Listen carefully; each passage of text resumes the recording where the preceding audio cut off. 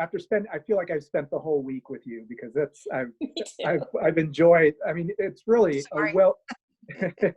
it's a really well written memoir. It's crazy because I felt like you were really descriptive of your emotions. They felt really raw.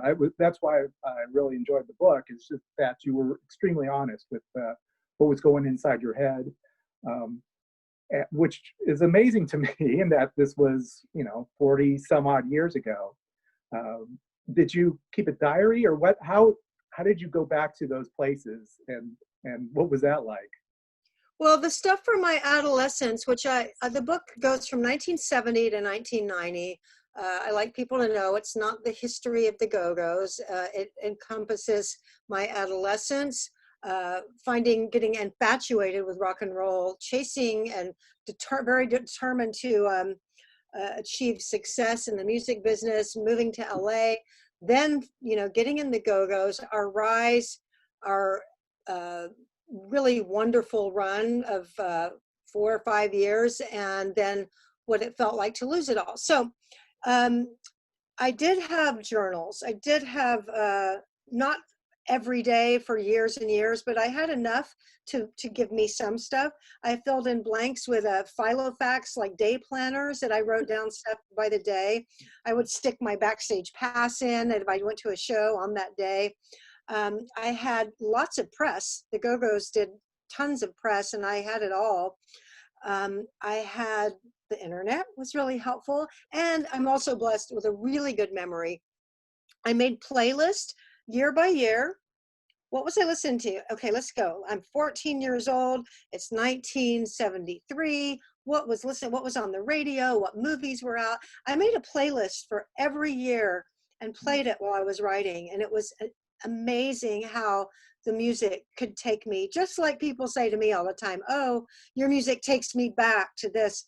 Well, I think we all have that experience. So each year that I'm writing about, it's like number one, I did not write about an experience unless I could remember it really well. There's plenty that happened that did not get written about.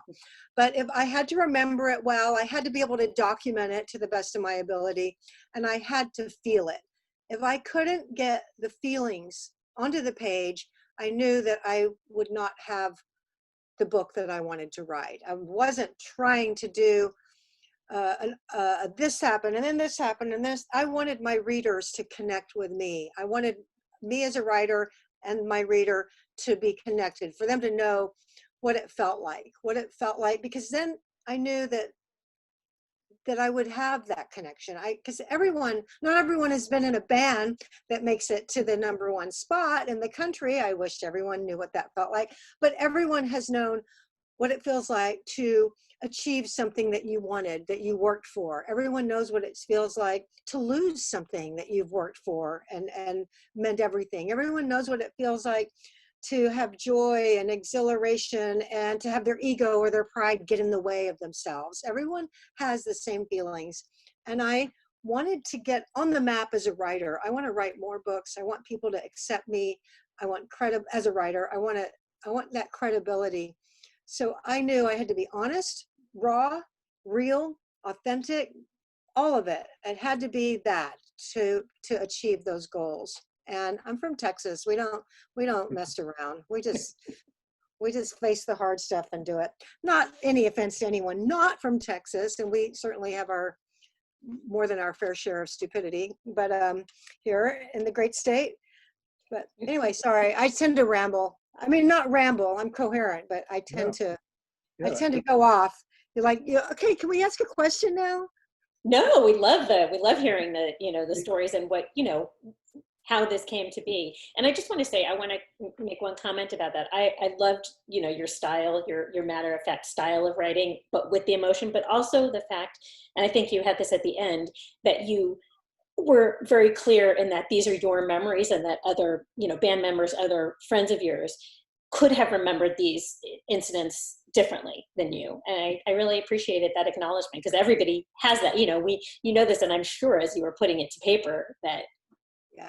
Yes. I mean, I think we've all experienced where you're like talking to your family. Remember that Thanksgiving dinner when Aunt Josie was there, and they're like, she wasn't there. What are you talking about? It's like, Yes. it can drive you crazy, you know, trying to reconcile a memory that is so clear and vivid to you and someone else that was there has a different one. And that can, Yeah. it's enough to be crazy making.